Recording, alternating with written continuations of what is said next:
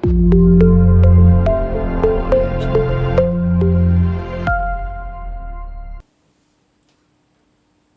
to this optical communication, so in this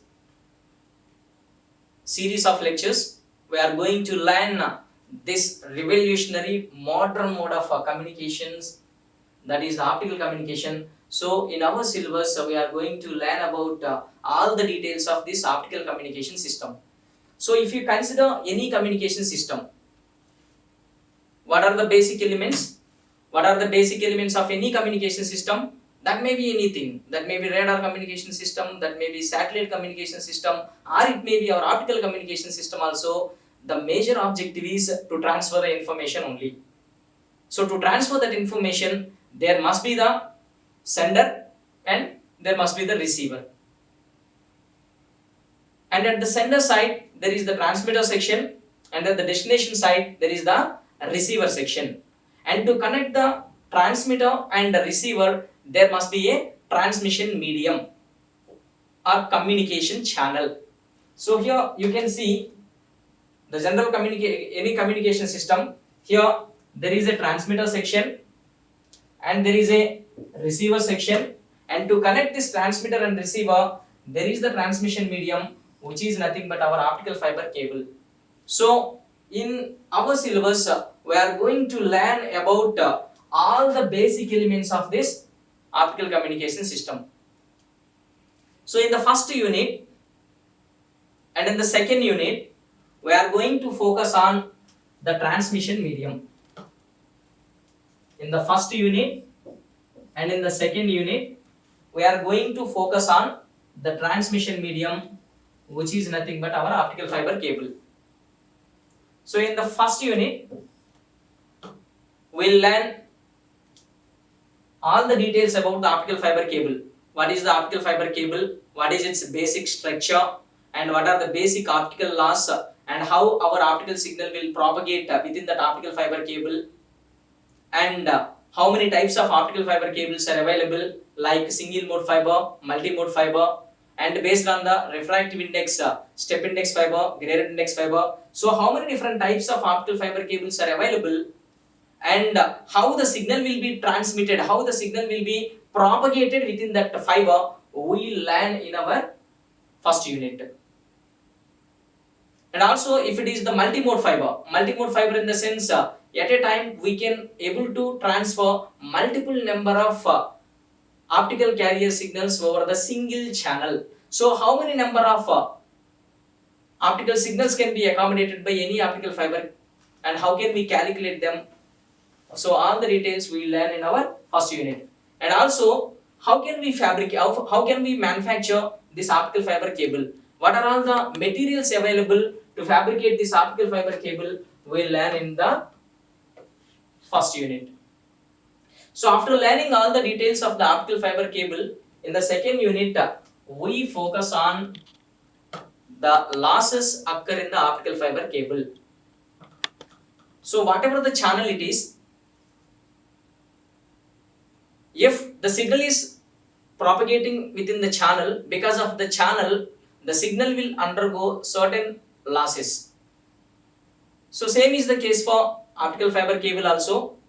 In optical communication technology also, whenever the light is propagating in the optical fiber cable, that light information will undergo certain losses, and those losses are basically categorized into two different types of losses.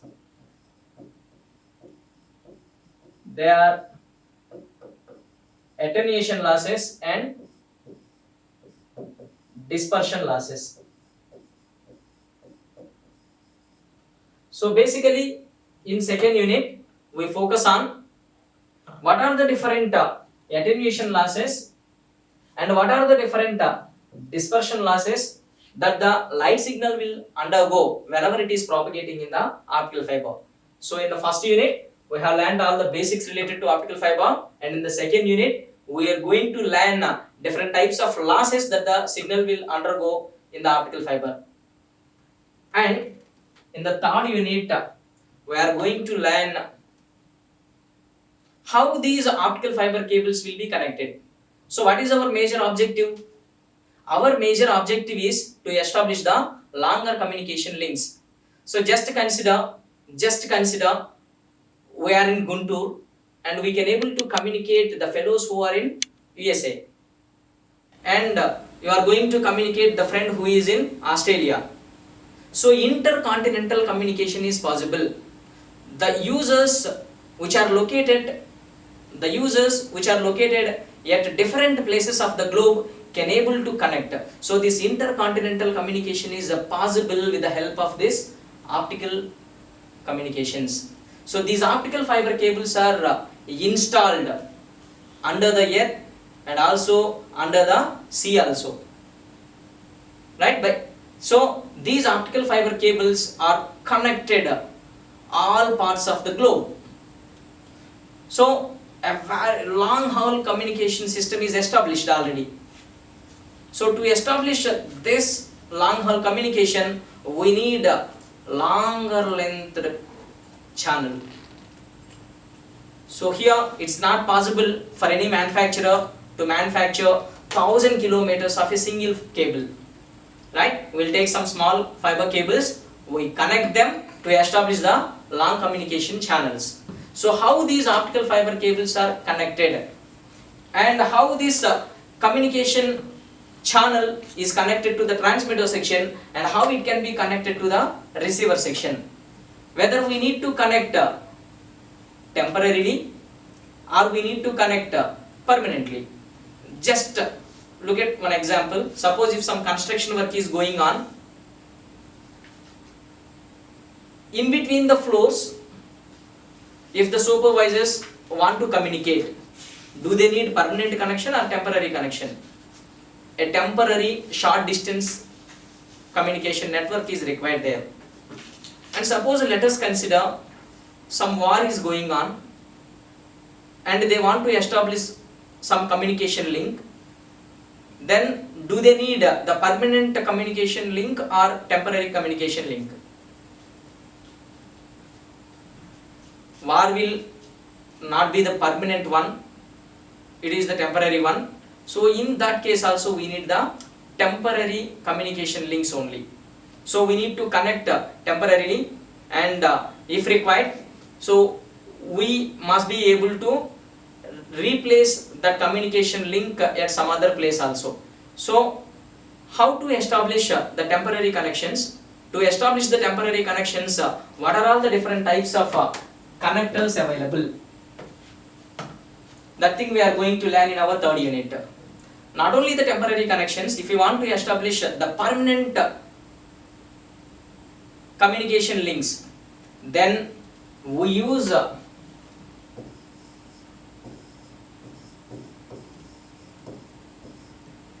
splicers.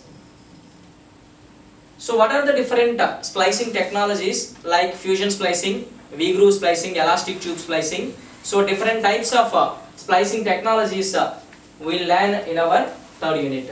So in the first unit we learned about the optical fiber cable, and in the second unit we are learning the losses occur in optical fiber cable, and in third unit we learn how these optical fiber cables will be connected to establish the long communication links.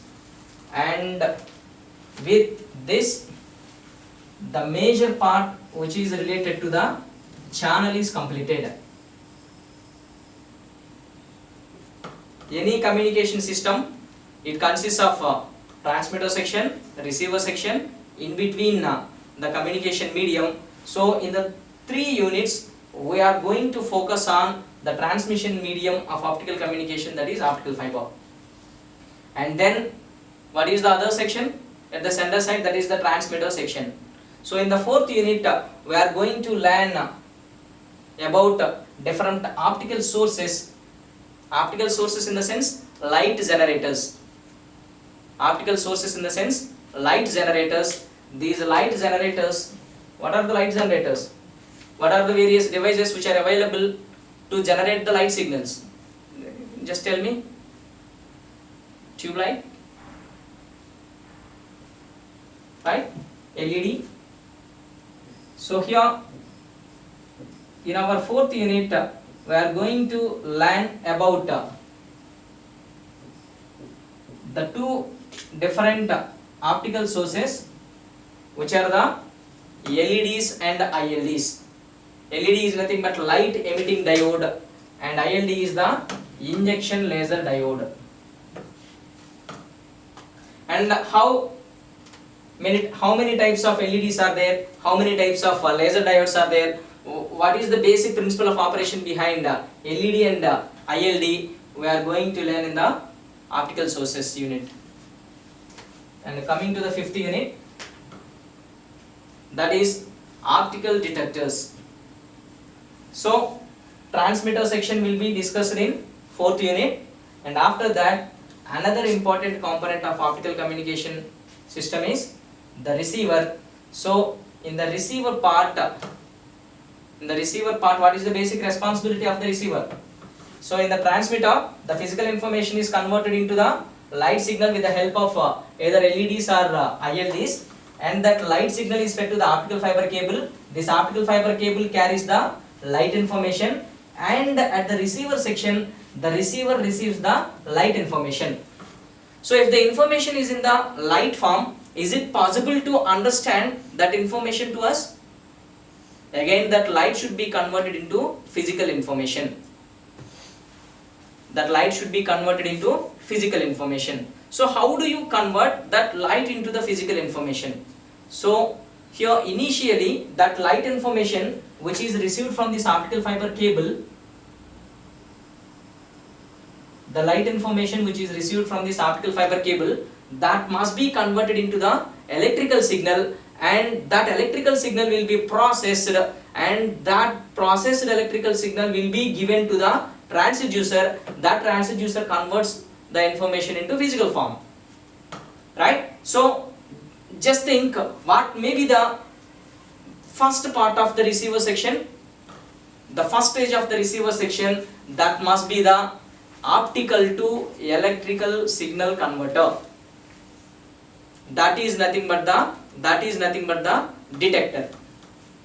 So in the receiver section, in the first stage, there is the optical detector. So it detects the optical signal which is coming from the optical fiber cable, and after detecting, that signal will be converted into, that light signal will be converted into electrical signal. So here this optical source, in the fourth unit we will discuss about optical source. This optical source converts the electrical signal into optical signal, and whereas the detector converts the optical signal into electrical signal.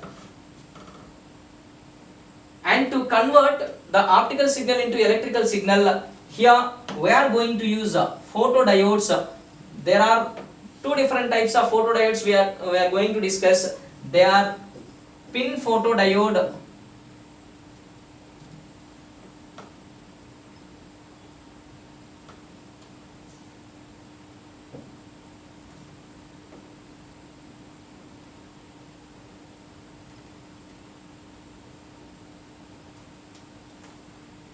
the photodiodes we are going to discuss are pin photodiode and avalanche photodiode. We are going to discuss about pin photodiode and avalanche photodiode, which will convert the optical signal into electrical signal. Right? So with this, all the components required for the optical communication we have discussed.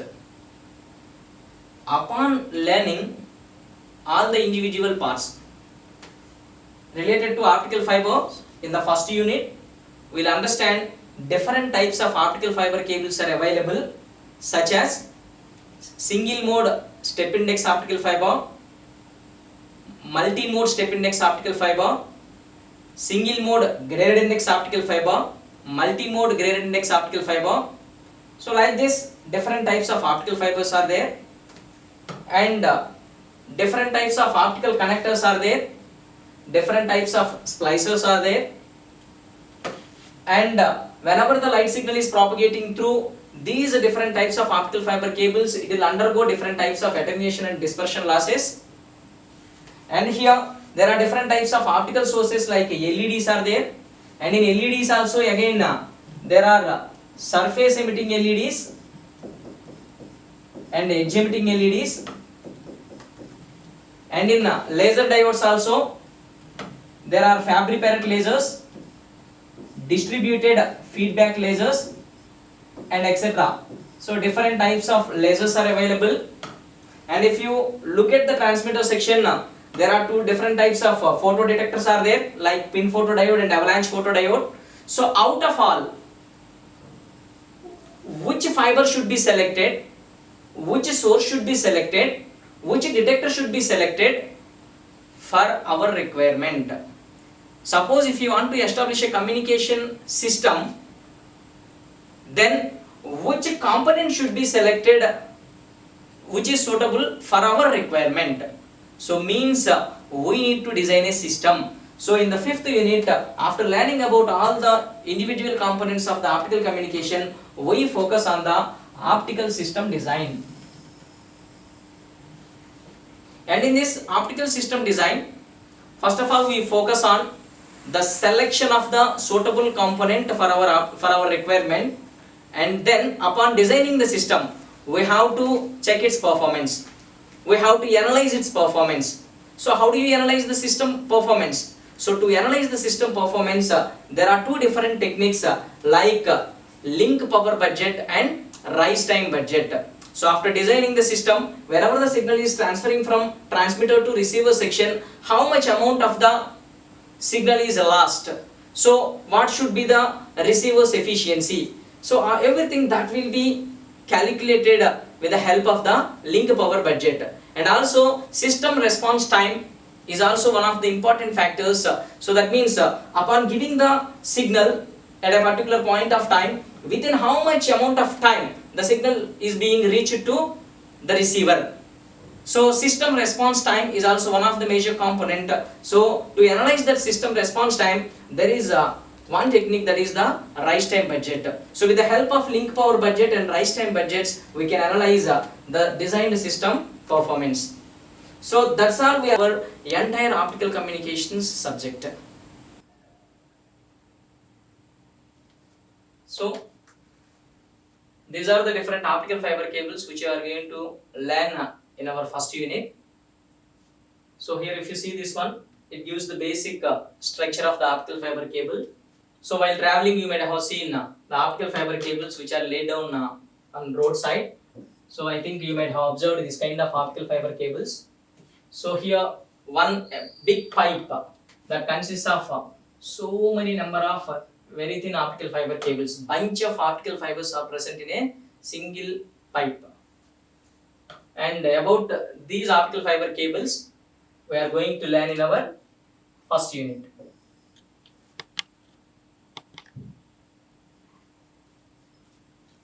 And in the second unit, we are going to focus on what are the different types of attenuation losses and what are the types of dispersion losses that will undergo in the optical fiber cable when the light signal is propagating. So in the second unit, we focus on the different types of losses. And in third unit, we are going to focus on different types of connectors.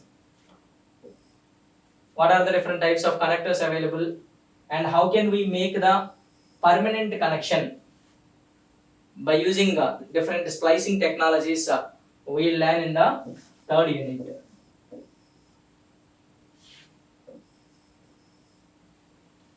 And in fourth unit, we will learn about different types of optical sources like LEDs and different types of laser diodes we are going to learn.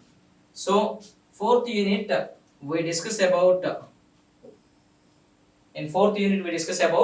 different types of LEDs and lasers, and whereas in fifth unit we are going to focus on different types of photodiodes. What is the pin photodiode? What is the avalanche photodiode? So this slide will give you the brief overview of all the syllabus of your optical communications. And these textbooks and reference books will make you to learn the subject easily. So here Keyser, optical fiber communications by Keyser, and optical fiber communications by Jan M. Senior. You can refer any one of the book, and you can have a glance on these reference books also to learn this the most modern communication technology, optical fiber communications. Thank you.